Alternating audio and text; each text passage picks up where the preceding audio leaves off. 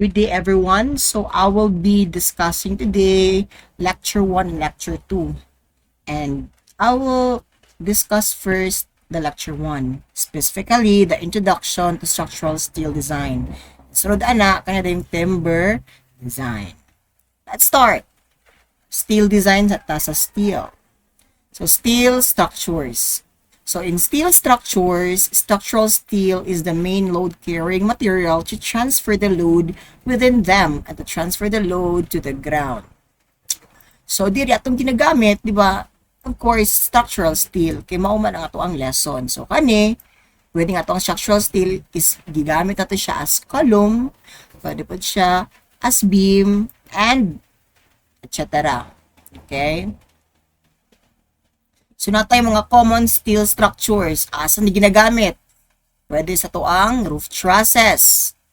Pwede pod connections sa beam and column. Kani beam, kani column, di ba?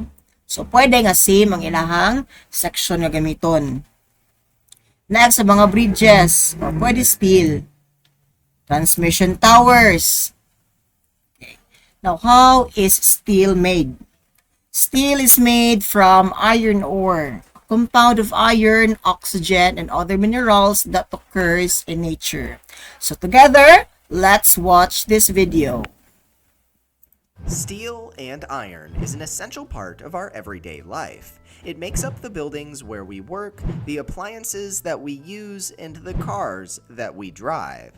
Without it, modern-day life would look a lot different. Last year, the world steel industry produced 1,864 million tons of steel, the equivalent of over 5,100 Empire State Buildings. So, how does this essential aspect of daily life transform from some rocks in the ground into one of the strongest structural materials in the world? Let's take a look. The steelmaking process starts with the processing of raw iron ore. The rocks that are mined containing raw iron ore are ground, and near elemental iron is extracted using magnetic rollers. This fine iron ore is then processed into clumps that can be put inside of a blast furnace. At the same time, coal is cleaned of impurities in a furnace. This results in an almost elemental form of carbon, called coke. This coke is then mixed with the iron ore clumps and heated together in a blast furnace. This process produces molten iron, or pig iron, from which steel is made. Different manufacturers often add additives to the molten steel, like chromium, nickel, titanium, and a variety of others to produce desired traits. Adding these elements create different alloys of the steel. At this point, the molten iron, sometimes referred to as molten steel, passes through continuous casters and is formed into its final shape to cool. Steel production is essential to the modern world, but its overall process isn't really that difficult to understand. In fact, it's so easy to understand that you could explain it to a kid, which is exactly what my new children's book does. Orville the Iron Ore is a story about how tiny little Orville gets dug up from the ground, finds new friends, conquers challenges, and along with a little help, achieves his dream of becoming steel. You can order this newly released book from Amazon in paperback and Kindle readers at the links in the description. Thanks for watching! If you want to check out my new book, you can find that in the links down below. You can see some other videos from this channel, here and here. Be sure to subscribe to this channel for new videos every Monday here, and if you want to support us even further, you can support us on Patreon here. Thanks for watching! So that is how our steel is made. Okay? So I hope naman na-learn from the video. After that, we'll be tackling some of the advantages and disadvantages of using steel as a structural member. So, unsa din yung mga advantages niya? Let's discuss the advantages. Okay. So, give me at least 8 advantages of steel as a structural member. So, there listed ang 8 ka-advantages. So, unsa kaya ang pinaka-last? Number 8. Dito mag-start sa number 8. Number 8, of course, ang atoang steel is used because it has the ability to fasten together by several simple connections. Diba? Ito ang structural steel mismo. Pwede siya, unsa, dali ra makonect ang iyahang connections like beam and column. Pwede naman mo siya makonect diretso through the use of our bolts or welds. Next, number 7 kaya be. It is easy to be rolled into wide variety of sizes and shapes. So, dagan sizes no sa tuwang steel. And ato na siyang ma-discuss later. Number 6, reusable after dismantling. So, it can be reused after nato siya ma-dismantle. Number 5, naa siya, correct, scrap value. Makato siya baligya, of course, spirit na makakwarta. That's ductile ang ato ang structural steel. Number 3, durable and has lifelong span. Okay? Lifespan rather. Next is properties of steel do not change. So, ang properties of steel, bisan ato pa siyang is-subject to fire, di ba, ang steel is steel gyapon, correct? Yung properties, steel mag-change. Unlike sa timber or wood, once ato na siya is-subject to fire, so may tabo, it will turn into ashes. Now, from physical to chemical, di ba? Change. And lastly, taas og tensile strength ang ato ang structural member. That's why steel as a structural member is a very good option if ever. Kung natin advantages, naman tayo disadvantages. So, what are these 5 disadvantages? So, let's start with number 5. Brittle fracture may occur. Now, this fracture may occur, di ba? Kung excessive ang ato ang deflection. Deflection. So, I hope nakakuha mo ng deflection. So, kung muna itong beam, structural beam. Sa deflection is ang may tabuan na is mo deflect. May nga na siya, oh. Na, di ba? Mo deflect at beam. Mo ni siya.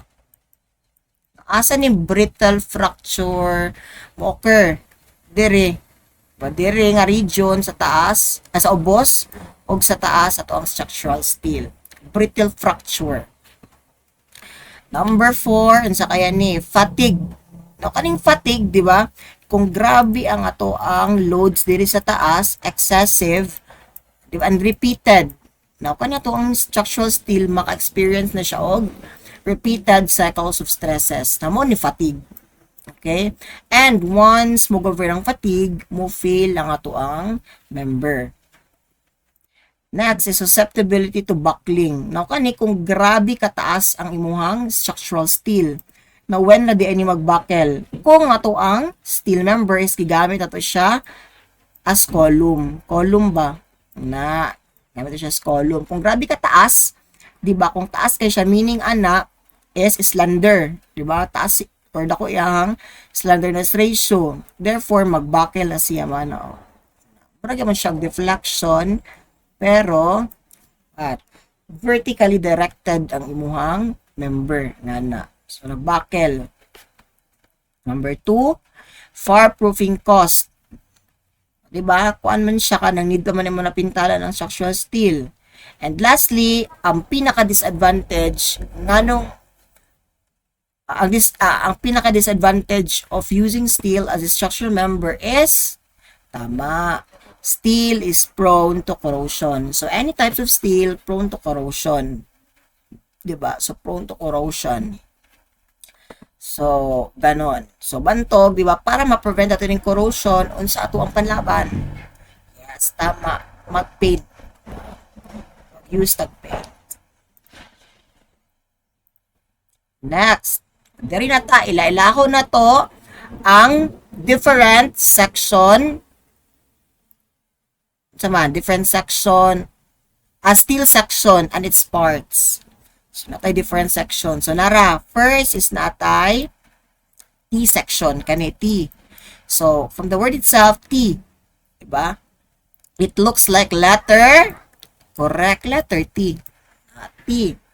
Next, angle bar. Ana angle bar ba? Ana angle bar. Next, hollow structural section. So, hollow structural section. So, kaniyang tunga is hollow, bangag. Next is wide flange. Kani wide flange. So, ano na siya, no? Murag I. So, I na siya. And next is we have our I-beam. I-beam, I gyapon na siya yahang cross-section. Na unsay kalahian sa imong I-beam o wide flange is that ang I-beam nimo is thinner yahang web. Thinner as compared to your wide flange.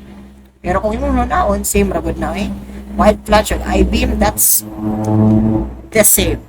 And lastly, na tight channel section, diba? Channel. So, it's like letter C ang iyang section, correct? Letter C, channel. Parang ito lang, dali ra na siya identify. Okay? Unsa yung mga parts? Naraha, parts of our wide flange section. So, ang pinaka-common mga na ginagamit sa construction is kaning wide flange nga section. Kani, wide flange. Kay kani, unsa man, it can be used as beam. Diba? Pwede siya mahimong beam. Pwede siya mahimong column. And many. Diba? Many others. Pwede siya yung columns. Pwede po siya mahimong purlins. Diba? Purlins. So, actually, dagahan ni. Dagahan ni siya og use ang wide flange. Kung siyang pinaka-common na ginagamit. So, kaning taas, dito mag-start, kaning nga distance. Kung tawag ani, tama, width of the section. Let's call this as your BF. Ha? Timan-an ninyo na B sub F. That's the width of the section. Or flange width. Or flange width. Flange width. To di ay before we proceed, kani di ay diri nga region, kani sa taas, kani nga area o kaning diri huwag din siya og flange. Kuha, flange. F L E N G E. Kani ka pong sa ubos, kanang yellow flange. Nakuha, flange. No, unsa rin sa tunga sir nga tindog kani. Unsa tawagan ni? Muna imuhang tama web. Nakuha, web. Web na siya. Okay. So, kaila-ila na nato no, pinakauna si flange width or width of the section denoted by the symbol BF. Kasi sunod, tama. Depth of the section or your total depth. Na total depth. Ano ni siya, sir? Ano ang total distance? Gikan diri sa taas. Paano sa pinakaubos. Kana siya nga distance. Or kana siya nga length. That's the D. Or total depth. Or simply, depth of the section. Sunod, we have your T sub W or your web thickness, kaning web thickness. Di ba kaning region or kaning portion is web, correct? Therefore, yung thickness ana, simply web thickness. Okay? Denoted by the symbol T sub W. Ano? T sub W. Next, sa sunod, we have tama, flange thickness. Di ba? Ang thickness ani, kung kabalo ka nga flange ni, matik flange thickness. Nakuha? It is symbolized as T sub F, nara TF. Nakuha? Now, kanina mga parts sa ang structural steel section, need din yun siya ma-familiarize. Why? Because, kung for example, mag-order mo og steel section, let's say wide flange, kani, ginabutang sa manufacturer na mismo ang iyang mga properties. Like this one. Na kay A, ginahatag na rin to. Ang pilay value ng A. Or area. Area ni. Sunod, D. Kung makakabalon sa ng DDI, diba? Maglisod ka. Ang D, pasabot na, total depth, kanina na nga distance, ang diri. Mura ni siya nga distance. D, diba? Next, BF. Kung makakabalon sa BF na, flange width din na siya. BF mo na siya nga distance. Sa palain ito, TW, TF. So, yung anaha, ginahatag na siya diretso. And based ni siya sa manufacturer, ana nga material kung asan mo gi-order. Okay.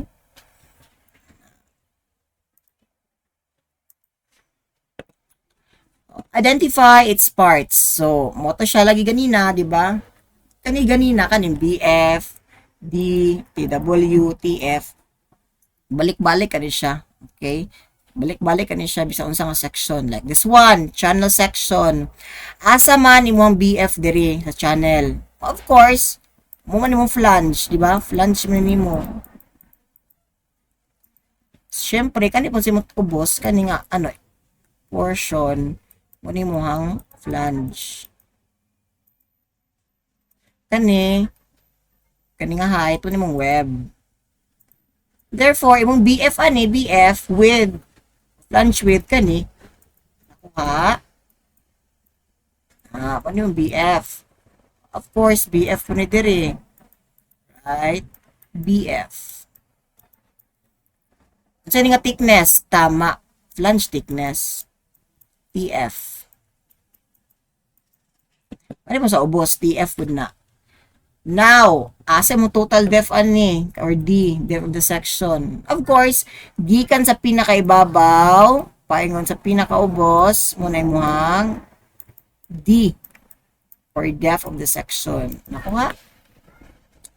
Now, asay mo ang kulang og web thickness kanina lang. Asay mo web thickness. Of course, thickness sa naning web. Na P sub W. Nakuha? Next. Dire po ta sa angle bar. Sa angle bar, asa yung BF? O kani yung BF, diba? Kani BF. Sunod sa BF, TF. Kani TF, thickness of flange. Next is kani unsa nga thickness? Correct, thickness sa web. And lastly, D. Muna siya total depth. Gikan din sa pinakataas, sa pinakaubos. Kani nga distance is your tama, total depth. Siyempre nga. Okay. So, nga naragod. So, naatay steel strain relationships in structural steel. So, kani di ay, di ba, pareha sa to ang tao, pareha sa moth, mga butterfly, mga ana, mga lamok, na apoy, kung sa man, life cycle, lang ato ang structural steel. In terms of failure. In terms of failure, na di ay, so may tabo diri, sir. Ang natabo mga diri is atong i-test ang ato ang steel member until mag-fail. Now, in what region diri mag-fail na ang ato ang steel member or steel section? Diri, point fracture. Ano ba? Muhiwalay na siya. Muhiwalay na siya. Now, let's start diri sa origin. Diri origin. Again, kaning nga graph is strain ng X, ang Y is stress. So, bantog, strain, stress, relationship. Nakuha? Strain, stress, relationship. Now, it is assumed na, diba, at a certain point, linear ang atong relationship sa strain and stress. Nara. Linear ilang relationship. Meaning sa linear, straight ra nga line. Straight ra ang ilahang line. Okay? Straight ra nga line kani. Straight. So, linear na linear. Now, kani nga point kung saan maximum is your proportional limit. Diri na to ma-apply nga ginatawag na to nga Hooke's law. Kani diri. Hooke's law. Diba? Hooke's law. Hooke's law. O diba? Wherein ang ratio daw sa imuhang stress og strain kay equal sa imong ginatawag na Young's modulus. Kani o. Na equal din siya siyang slope. Kay ratio man. So, kanira niyo. Diba? Na ang stress nara y, ang strain na sa x. Kung mo siya i-ratio, stress over strain, makuha nimo ang ginatawag na ayun, Young's modulus. O, di ba? Ang other term sa Young's modulus is, balon mo gud mga term. Unsa man, elastic. Ito man, elastic modulus.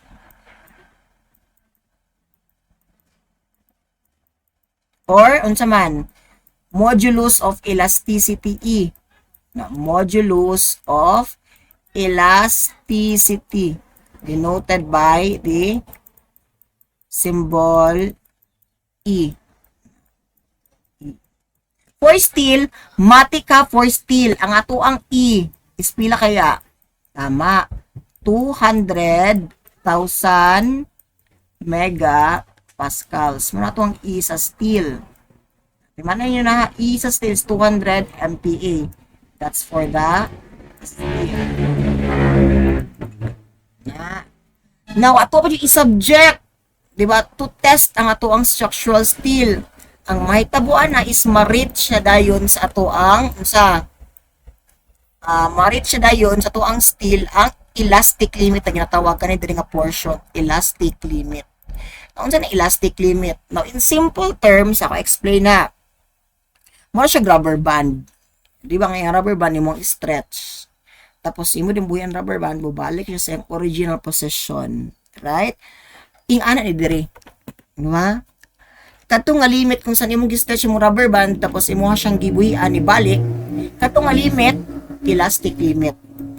Nakuha? Ana. Now, ato mo siyang gi-increase. Maabot niya ang ginatawag na yield strength. Ako yung example ng sa rubber band.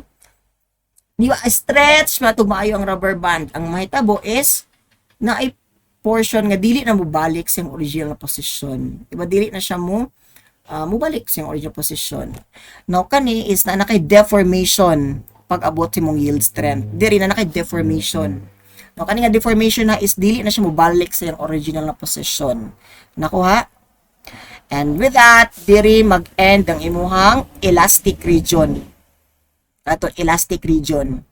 Okay, na may deformation pag abot sa yield strength. So, diri ataman ang imong elastic region. Kani imong green. Green nga region. Kani. After yan na, musulo din tas ginatawag na plastic na region.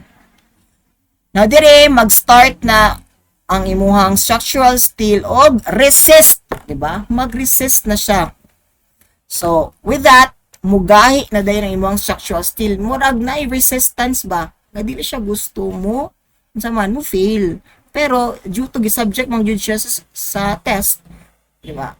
Ang aim is ipa-fail jud ang steel. So, dire is yang gi-prevent na mag-fail ang steel. Therefore, mag-strain hardening ang ato ang structural steel. So, there is a strain hardening. Mo-harden ang ato ang structural steel. Until such time, di niya na kaya, ma-reach siya na yung ginatawag na ultimate strength. Now, there is a ultimate strength mo ni mo ang highest nga stress nga ma-experience sa imuhang structural steel. Muna pinaka-highest nga stress ha. After this, wala naman siya. Necking na dayon. Kasi pasok ng necking, that is just the reduction sa to ang cross-sectional area. For example, manimong steel. Also, di ba? Mura na siya mugamay area, di ba? Kaya mo man siyang subject to tensile test, di ba? Na asang reduction sa area, kaya dari nga portion. Until such time, maputol. Fracture na dayon. So, this is where your steel separates. Diba? So, nag-separate na silang duha. Na. So, nasabtan ra. Nasabtan ra ang life cycle sa tuang structural steel. Charis. So, ayun na nga. So, mga terms. First is we have your proportional limit. Okay. And a color. Proportional limit. Largest stress for which Hooke's law applies. So, diri ma-apply si Hooke's law ha. Tamanan nyo na. Hooke's law. For highest point na linear portion of the stress strain diagram. O, di ba siya man ang pinaka-highest nga portion si mohang linear Unsa ba? Siya ang pinaka-highest point sa imong linear portion sa imong stress strain diagram, di ba? Linear may diri. So kanang proportional limit mo na imong highest na point sa linear portion. Next is your yield strength. Yield diri kani. The point that indicates the limit of elastic behavior and the beginning of the plastic behavior. So siya ang boundary, di ba? Boundary. Kung address pa ni, may ngani kag unaan ako diri sa yield strength. So wala ka kabalo kung unsa naa ba ka sa elastic na region or sa plastic na region. Why? Boundary man siya. Diba siya ang boundary. Charis. And diri ay sa yield strength, akong gimension ganina, diri na ang imuhang deformation. Meaning ang deformation is dili na siya mobalik sa original position. Dili na mag-start. Na. Number 3 is your ultimate strength kani. Diba? From the word itself, ultimate. What comes to your mind when you hear the word ultimate? Of course, yung maximum, the highest. Ultimate strength is the maximum ordinate in a stress strain diagram. So, siya ang pinaka-highest nga stress. Number 4 is your fracture or rupture strength. Dili na maputol. Nakuha? Dili na maputol ang imuhang steel. So, it is the stress at which a steel fails via fracture through tensile test. Number 5 is strain hardening. It refers to the process of increasing the steel strength and resistance to deformation. O, diri ni siya strain hardening. Diba? So, diri, murag mo kantay mo hang steel og. Yung sa mayang kantahon diri. Gusto ko nang bumitaw, ngunit ayaw pa ng puso. O, diba? Ganon. Ganon si strain hardening. Mo na iyahang sayang music. Charis. Number 6 is necking. So, dari na nga portion necking. Muna na siya ang reduction in the cross-section of the steel before fracture occurs. So, kaning nga portion is ni gamay na iyahang cross-sectional area. Di ba? So, maputol na siya. Number 7 is resilience. Asa din ang resilience? Dari na siya. Kani. Gikan diri sa origin, paingon sa proportional limit. That's your resilience. Now, what's resilience? It is the ability of a material to absorb energy. Absorb energy, ha? When it is deformed elastically. So, deformation niya is in elastic region.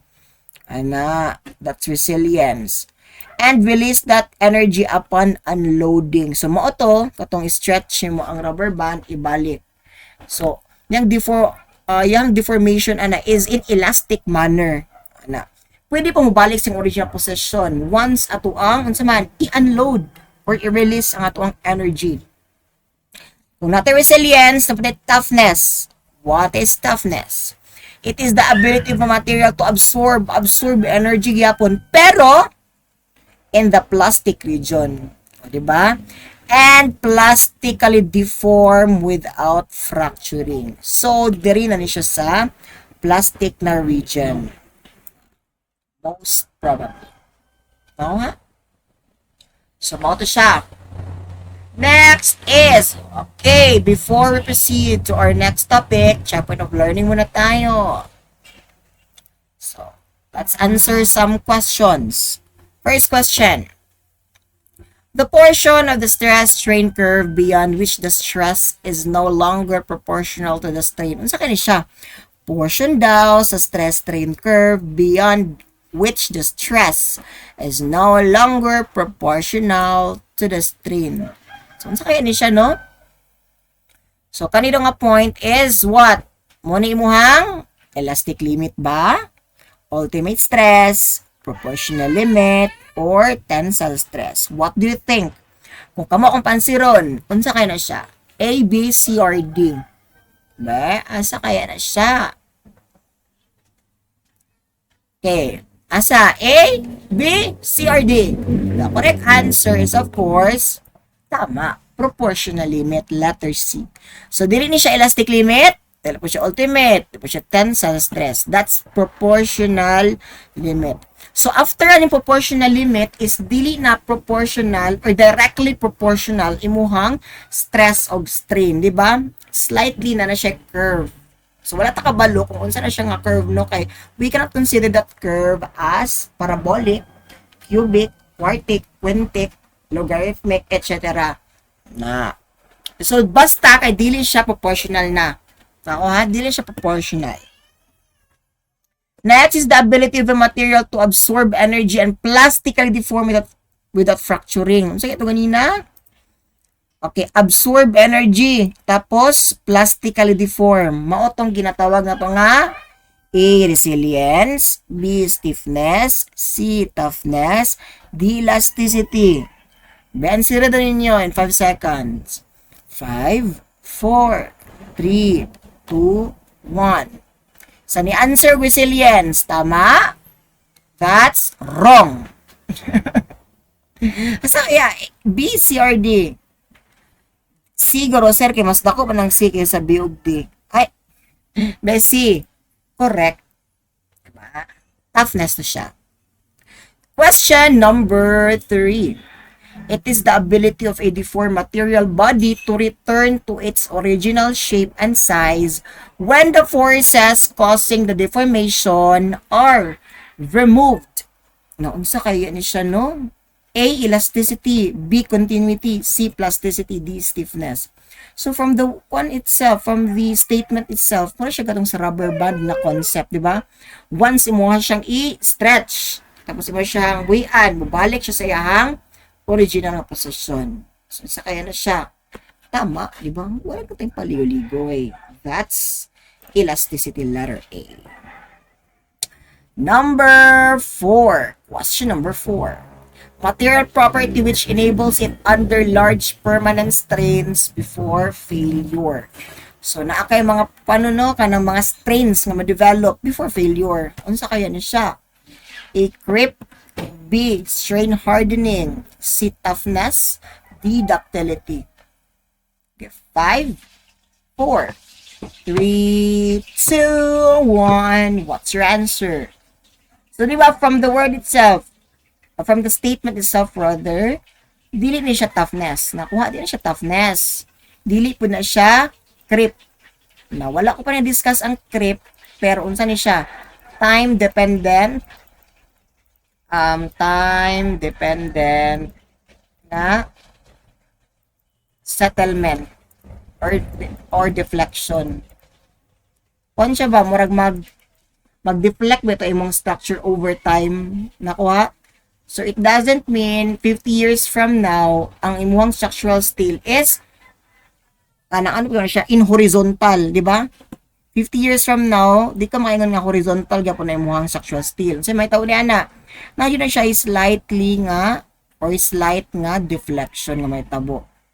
And that is because of the time itself, di ba? Time itself, na, dili mo rigid ang ato ang structure forever.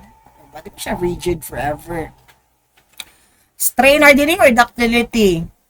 So the answer is ductility. Ductility ha, ductile mga to ang structural steel. Next, question number 5. The ability of the material to deform under tensile stress. So medyo same ra. Ability na sa material nga mag-deform under tensile stress. Na A, malleability, B, ductility, C, conductivity, D, yield point. So, dagang tiga kasayop ani, no? Ano man, ang uban mo answer malleability. A. Diba? Pero, that's wrong. So, uban dayon, A, malleability. B, diba, A. Dili po na C, conductivity kaysa ano man ni siya, mga electricity, electrical something churva. So, dili C. Letter D, yield point. Mo na lang no, kay B, ibalik naman. D, mali. Same rin siya sa number 4. The answer is still ductility.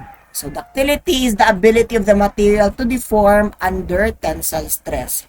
So, mo to no, kung continuous mga stretch ang ato ang structural steel through tensile test, Okay? Mag-deform na siya.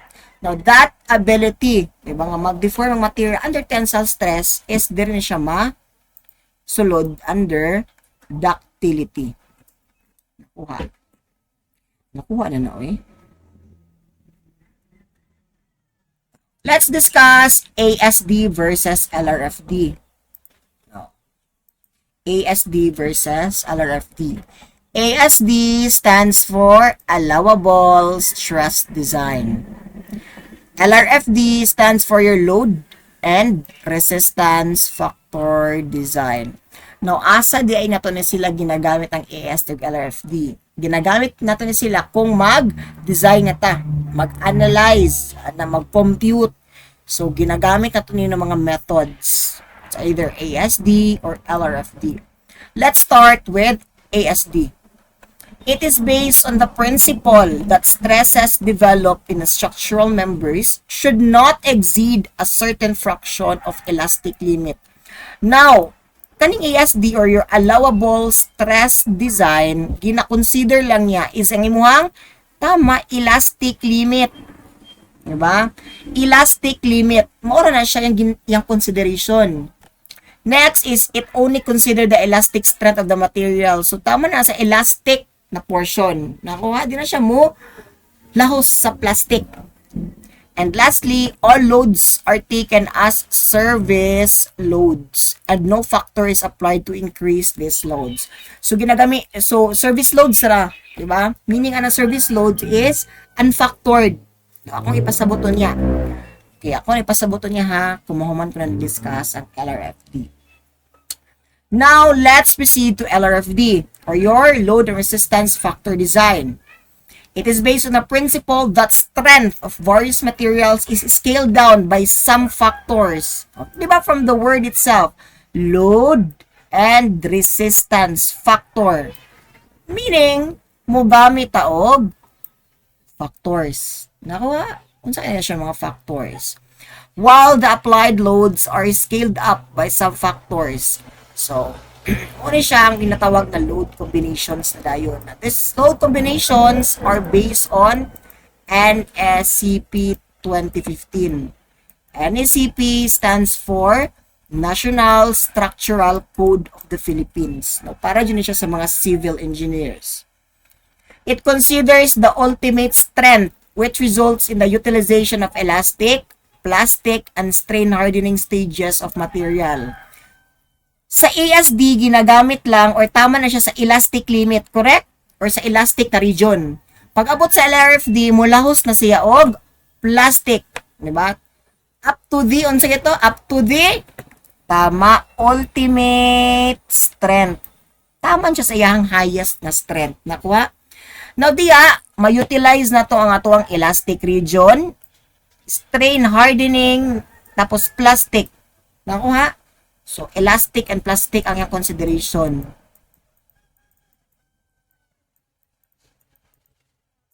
And lastly, all loads are taken to be factored loads. Na factored loads. So, kung iingon, unsay kalayan sa service loads o factored loads. Now, service loads, for example, atag example. Let's say na kay dead load. Dead load niya. Dead load na 10 kN per meter. Na.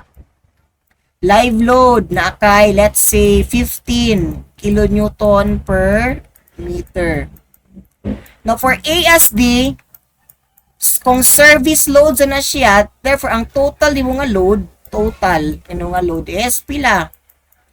DL plus LL. Igo naman sila i-add. Nakuha? 10 plus 15. Mo ni siya for ASD. Nakuha. I-add ranin mo sila. However, sa factored load, using LRFD, diba, LRFD, dili na nimo sila basta itotal lang. Diba, itotal man na, 10 plus 15. Maghatag ka or magbutang ka og factor.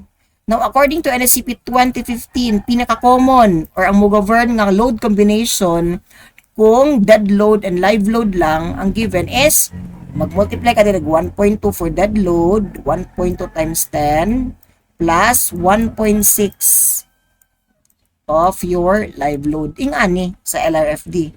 Di ba? Naakay factor nga 1.2 o 1.6.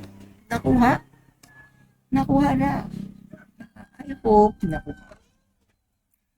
So, ganon. So, I hope naiintindihan na ang difference.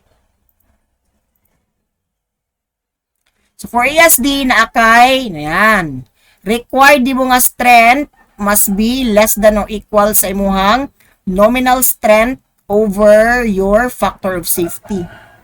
Now, kani diri nga portion, kani, is man yung ginatawag na allowable strength. Nasa left, kaning R sub A, wala pa di, ay, nakakalaga. Ano mong allowable strength ha, kani? Now, kani di nga allowable strength, kung imong anuhon, is based sa code. Based na siya sa code, ha? Ito yung nakasulat sa ating NSCP. Nakuha mo na siya. Kung sir, saan yung RA? Muna mo required raw. Required nga strength. Based na siya sa actual. Diba? Actual. Kung nakay beam, for example, nakay beam. Na beam.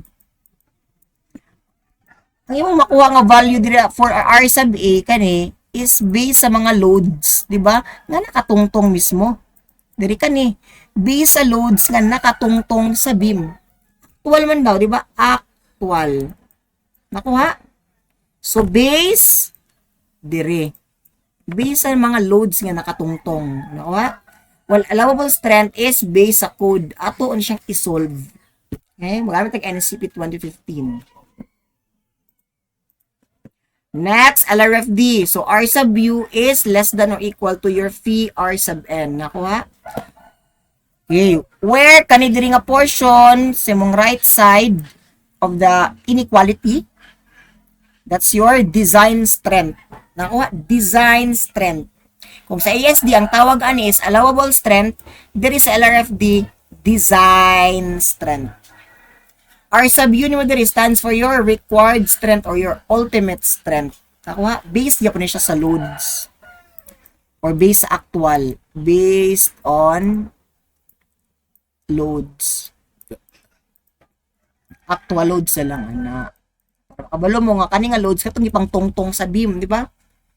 Muna yung ginasolve-solve sa structural theory sa una. Correct? Katong may mga loads ba? Calculate the reaction, di ba? Reaction at A, reaction at C, reaction at D. Mao to na mga loads. Gets ra. Dito. No, para asa din ang inequality, sir? Para asa ni, dire, kaning inequality.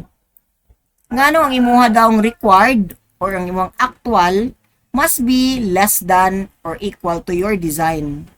Ano kaya? Kung imong hunaon, di ba? Common sense nilang na dapat kung man mong example, man mong beam, man yung actual nga loads. Ang effect ani nga loads is what? Dapat mas gamay siya. Diba? Kaysa sa imuhang gi-design. Kani base man sa code good, yung makuha ni, diba? Base sa guidelines, and base sa provisions. Na may batas. Diba? Base sa batas. Ana. Kung mas taas ni imuha diri, diba? Mas taas yung actual. Kasi may tabo. Mag-fail imong structure. Mag-fail na siya.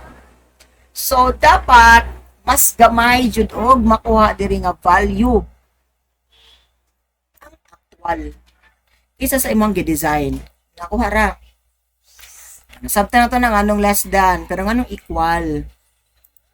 Now, kaning equal is useful ni siya kung mag-initial sizing na ka or kung mag-design na ka sa imong section. Why is that? Ato mo kung gina-consider diri is ang economy, di ba? Dapat dili ing anak agasto ang imuhang construction. So therefore, ato ang gina-maximize ang ato ang resources. And through this equation nga equal. So gina-equal na lang nato no. For example, bending stress. So ato ang actual nga bending stress i-equal nato sa ato ang allowable bending stress. Okay? Next, shear stress. Ang ato ang actual nga shear stress is equal na sa ato ang allowable nga shear stress. And that is because mag-design man ta. Diba? mag-design ta meaning i-maximize na to ang capacity sa ato ang structural steel member. So nakuha ha. Ato di ay kaning fee diri. I-read as fee. Fee. Na fee. This is your reduction factor or resistance factor. So dagani siya no, dagani siya and madiscuss nato ni siya. Next topic. Siguro sa final term, madiscuss na to ang different values for your fee. Manat as steel. Yay! Next is let's proceed to timber design. Timber, mga kahoy na. Timber structures. So, kani, kita mo ani, di ba? So, made of timbers, di ba? Made of timber. So, na. Timber is one of the most versatile materials used within the construction industry. Timber structures use vertical posts and horizontal beams. So, ang timber is hindi lang siya limited to what? To columns. Siya limited to, may mo siyang beam. Dire, any, di ba? Any structures, ay any part or component sa mong structure is pwede siya ma-use. Di ba? Mas dire, di ba? I-utilize mo siya as column, dire as arch, dire as kuan, gamit mo sa mga roof. Na, di ba? Pwede siya. As a structure, timber can transmit and resist loads through axial compression and bending. So, axial compression and bending.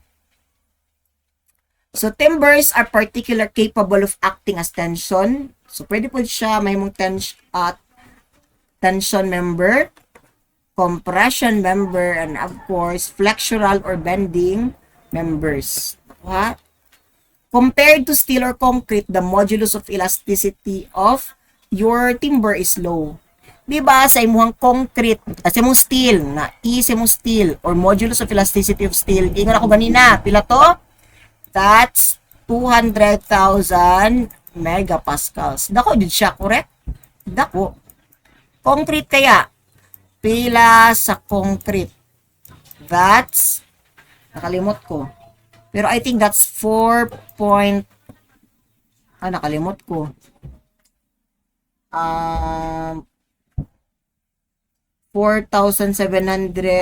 square of FC prime man siguro. Nakalimot yun ko basta. Something like that. Tapos inyo ding sa timber, E for timber is pila kaya? Gamay ra. 'Di ba? Ngano man? Lahi-lahi magklase nga tong timber, 'di ba? Na may timber nga. 'Di ba lahi magkahoy na ginagamit. Lahi pa na siya og modulus of elasticity. 'Di ba? And always ginagiven na siya sa problem. Or kung dili, kung kamo mangita ko ninyo naman dagan sa internet. Example mo use man nga nga timber kana nga size, specific na size. Nara siya mga properties nga pwede makita sa internet. Nga. The texture and appearance of timber makes it very suitable for use in visually exposed structures. Next is the combination of steel and timber often produces light and competitive structures. So, unlike sa imuhang steel and concrete, di ba? Bugat sila. Right? Bugat sila. Pero, when we use timber, siya? Anang gaan. Di ba? Light ra siya, light. Pag mo siyang parisan og steel, competitive din mong structure. Correct? With timber as compression, timber as compression. So, most probably, mong timber diri is, gi-use mo na siya sa roofing. Or pwede gi-use mo na siya as column. And steel as tension members. Diri, pwede nga, beam.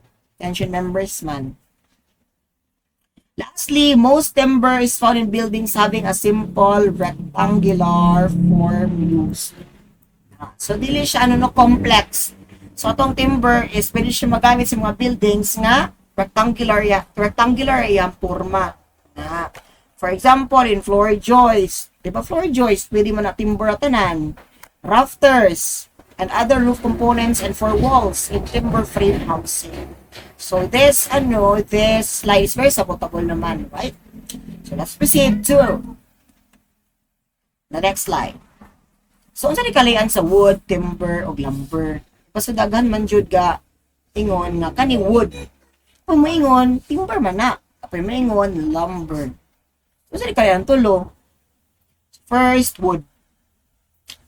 When you say wood, it is a substance that trees are made out of. It's the hard, fibrous structural tissue that is commonly found in the stems and roots of the trees. So, ano siya? Ako ha? Wood ang tawag kung, in simplest term, wood ang imong tawag kung wala pa naputol ang imong kahoy. Napa, nagtindog pa na siya. Gets? Once maputol, mahimo na siyang timber. Mao na ginatawag nato nga timber. Timber still has to be cut and processed for it to be sold for construction purposes. So mao pa tong wala na panitan and everything. Na giputol pa lang jud siya. In Anticipate 2015, timber are square or nearly square sawn lumber that is not less than 125 mm wide.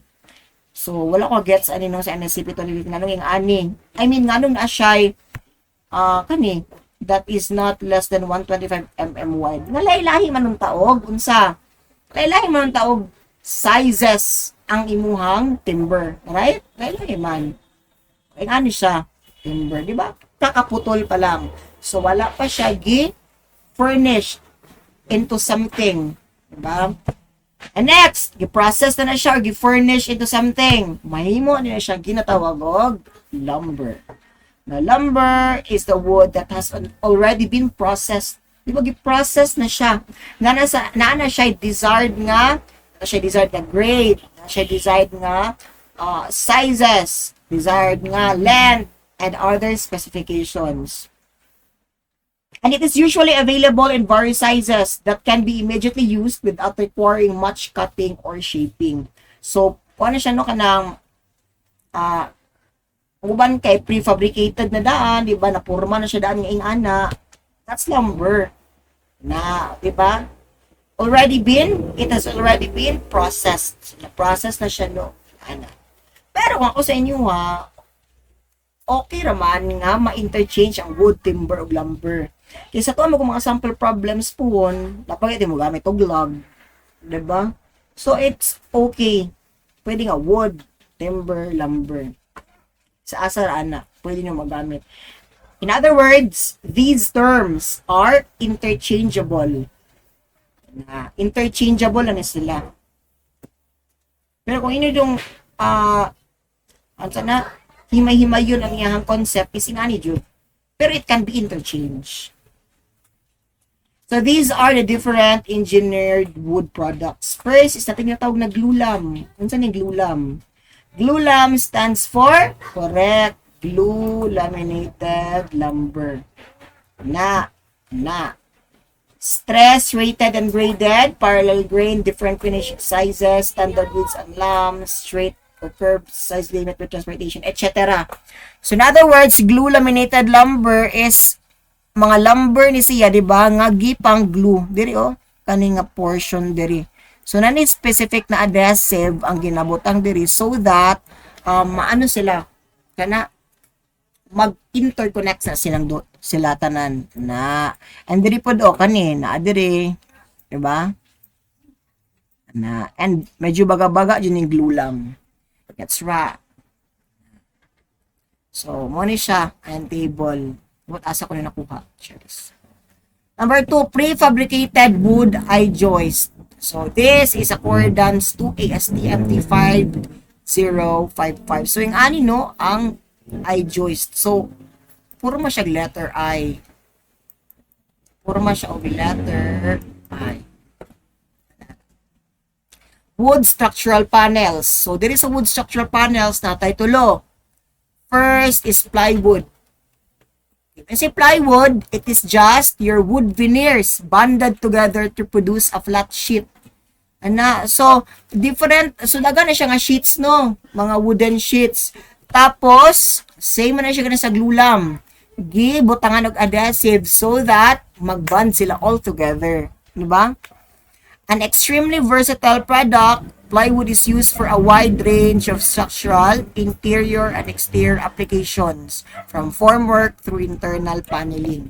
So, sa construction, no, kanang mga pwede siya mong formworks. Kung sa balay pod, pwede siya may mga walls, sa ceilings, di ba? Doors, etc. So, aesthetic po ni ang plywood kung gamiton. Sumao ni siya, no? Ang application sa tuang plywood. Next is we have your oriented strand board or OSB. It is a cross-laminated layers of wood, strands or wafers, compressed and glued. So, medyo same ra jud, no? Pero, ingani siya. Series of strands or wafers. Kani ba? Mga strands or wafers kana gipang glue all together. Di ba? Para maka-form ka og what? Board. Nako ha? Strand board. Maka-create kag strand board. Namo niya hang application. Di ba? Pwede siya gyapon mahimong partitions. Di ba? Mga wall partitions. Di ba? Nice ba siya tanawon? Okay. O, di ba kani? Nice. Right? So, made of strands or wafers sa din na siya. And lastly, here is your composite panel. Wood veneer and reconstructed wood-based material. So, mao niyang example sa imuhang composite panel. So, medyo same-same man siya. Ganina. Yung nagamitan ko kadasi, parang pilit. Next, limit state concepts. So, natin mga limit state concepts, no? In structural design, design constraints are frequently referred to as limit states. Muna siya yung mga limitation ba? Based sa codes, di ba? Kung mag-design ka. Now, structural limit states tend to fall into two major categories. So, kanina ng mga limit states is dua ka bukyan categories. First is we are considering here the strength of your members sa mga structural. Members sa mga structural components sa mga structural members. Next is ang serviceability ng mga members, di ba? Limit state concepts for strength. Strength sa taon na kaning strength. Okay. Dapat, required yung mga strength is less than sa mga nominal nga strength. Mo to ganina. Ha? Ang imuha daw dapat actual na strength that is based on the actual loads must be less than sa imuhang nominal strength. Now, this nominal strength is based sa code. Di ba? Based sa NSCP 2015. NSCP 2015. Next is serviceability. So, ang actual behavior sa imuhang must be less than sa imong allowable behavior. Now, kaning serviceability, diri nimo sulod ang concept sa imong deflection, di ba? How much it deflects versus how much it deflects in actual versus how much is the maximum deflection allowed by the code. So, based yapon ni siya sa code ng NSP 2015, kaning allowable behavior niya. Design philosophies. So, mo to ganino, balik-balik. ASD. That stands for your allowable strength design. That's ASD. Mabasahan ninyo na. Diba? So, ASD, mo to siya, yung consideration na is elastic region. Diba? Elastic region. Whereas, sa LRFD is sa plastic region. Correct? Iyahang ma-utilize ang itong elastic portion, strain hardening, specifically, plastic region. Up to your ultimate strength. Amo ni basa na. Medyo sa'yo na lang gagawin siya. Diba? Sa pa sa difference allowable strength o load and resistance factor design is ASD, service loads, diba? Dire, factored loads. Factored loads. Loads. So, mao ni siya, no, ang imuhang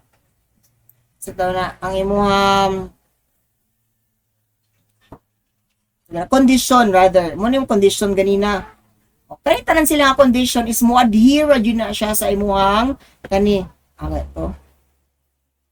Mo adhere na siya sa imuhang So, ito. Kani, required strength, di ba kung ano, NSCP 20, kani ASD, di ba? Mong RA must be less than or equal to your, sige ito, nominal over factor of safety. Diri sa LRFD, ang imong RU must be less than or equal to your RN multiplied by phi. Correct? Phi. Wala na nisira to tanan, di ba? Less than, daw. Less than. May tanan, oh. Diba? Less than. Less than. Less than. Less than. Diba? Lahi-lahi lang ang mga gagovern. Di reaction, bending, shear, reaction or resistance. Tapos kaya deflection. Nakuha. Tingana na siya. Mechanical properties of wood. So first is natay elastic properties. So under sa elastic properties, ako nag-mention no, modulus of elasticity. Itong basahon. Sorry, a quantity that describes an object's or substance resistance to being deformed elastically. So ang iyang deformation ani is located in the elastic region. Muna siya nga property niya, modulus of elasticity. And diri ma-apply itong atong Hooke's law, correct? Kaya di ba kaning imura man ang ratio sa imuhang stress over ito strain. Correct? That's very good. Yay! Next is Poisson's ratio. Poisson's ratio. Poisson's ratio is a measure of the Poisson's effect. The deformation of the material in directions perpendicular to the specific direction of loading. The value of Poisson's ratio is a negative ratio of the transverse strain to axial strain. So kanina, lesson man siya sa inyong fundamentals of deformable bodies, right? Next is modulus of rigidity. That's G. It is also called as your shear modulus, indicates the resistance to deflection of a member caused by shear stresses. So there you know, caused by your shear stresses. So most of the time, modulus of rigidity is applicable kung ang ang member, it can either be steel or timber or twisted. Gitwist nimo, gitwist nimo at a certain degree, di ba? Gitwist nimo. Diya ma-apply ni mo modulus of rigidity. How rigid it is from shear stresses, particularly twisting effect or due to torsion. Familiar maguro mo, di ba, katong angle of twist is equal to TL over JG, correct? Talong ni Joshua Garcia. Di ba kaning G mo ni siya? Modulus of rigidity. Correct? Niabot ng gurumaning torsion nga topics sa una. Sa inyong mechanics of deformable bodies. So, muna siyang G. Next, strength properties. So, under sa strength properties, sa imuhang timber, naakay, modulus of rupture. Mato ganina no, katong maputol na siya. Mato siya nga value. Work to maximum load in bending, compressive strength parallel to grain, and etc. So, kamo ni basa ani tanan. Dali naman siya sabton. Asa mi dira masabtan diri? Torsion strength. Umotong twisting, twist na may muhang member, correct? Gitwist. So, man creep, kani ka time-dependent failure na fatigue, repeated cycle of stresses na hardness o siya na hardness dali naman no hardness sa hard ang wood charis. And lastly, rolling shear strength. Next is vibration properties sa imuhang wood. Di ba kung may construction, asay mas mo vibrate na ato ang steel or ato ang wood, asa kaya mo transmit og at higher frequency sa vibration. Asa sa duha? Speed of sound. The speed of sound na structure material is a function of motion density. Kamunaan na. Okay, so di na siya appeal, no? Basta kay naapoy vibration properties ng wood. Specifically, na kay speed of sound and internal friction. Now, kung internal friction is, ano man, in a form of heat. Na, and most specifically, internal friction is happened internally. Di ba? Diba? Sana, etc. So, we have different load types. So, I hope familiar na mo aning dead load, live load, and etc. Dagan siya types of loads. Pero akong i-discuss karon is mga common nga loads na sa man present. Or if not present is naadjud siya sa tuwa ka-observe. Di ba ka-observe yun na to. First is dead load. Palo naman mo sa pasapat ng dead load siguro. Dead load are your structural loads of a constant magnitude over time. They include the self-weight of the structural members. So, self-weight na siya mismo sa imuhang structural members. Mapa-steel man na or timber. Nakuha? Naadyo na siya dead load. Di ba naman siya weight na siya kabugaton? That's dead load.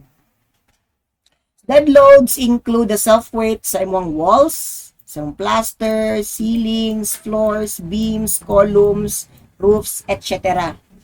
Daghan na siya no daghan. Dead loads also include the loads of the fixtures that are permanently attached to the structure. So dead load ha, permanent na siya nga load sa imuhang structure. Kung kana nga structure is permanent na siya nga naka-attach diha sa imuhang member, that is considered as dead load. Pero, kung kana siya, is pwede pa siya ma-move from one place to another, that is not a dead load. Unsa niya siya kung ma-move pa. Example lang, ma-move, unsa man. Kanang mga bangko, correct? Ma-move ang mga bangko, mga lamisa, unsa man, mga partition walls. Diri ni sila mabilong sa live load. Ako nga, live load. Live na live kami ngayon, dito sa Pangasinan. So, ito nga, live load. So, these are movable or temporarily attached to a structure. So, temporary rin siya sa structure. Kuha? Kaya ma-move, magod siya. They include the loads on a building created by the storage or the furniture and equipment. Di ba mga furniture equipment, pwede man naman siya ma-move. That's live load. Occupancy, mga tao, kita. We are inducing live load. And lastly, impact loads. Mga impact kanang na example sa impact na ay mo ambak. Impact load. Na, 'di ba? Example magambak-ambak ka sa library, impact load imuhang gina-produce. Isa ka impact load. Pag masuk mo dayon ang librarian, kisaba ay ka, ikaw kay mahimo na kang impact ta sa ilang pananaw. Charis. Next is dynamic loads. Unsa din dynamic loads? Dynamic. Sa meaning sa dynamic, it is constantly changing. The change. Therefore, di ba like pa siya sa live load? Wala na siya. Wind loads and earthquake loads. Okay, most probably dynamic loads unsa man, yang direction is dili lang siya unsa man vertical. Pwede po siya horizontal. Ibang dead load is vertical naman na. Live load, vertical gyapon. Ang dynamic is horizontal, vertical, inclined. Correct? Kung ating wind. Kung yung wind is, dili man siya horizontal lang. Pwede man nga naka-incline gani. Correct? Yung earthquake, pwede horizontal, pwede naka-incline, pwede naka-upward. Nakuha. So, ay nga na, ra. Next, ay mo ora di ito. So that's all for lecture 1. Thank you for listening. I hope that you've learned something. So proceed din mo no sa lecture 2 para sa basics of steel design. Goodbye.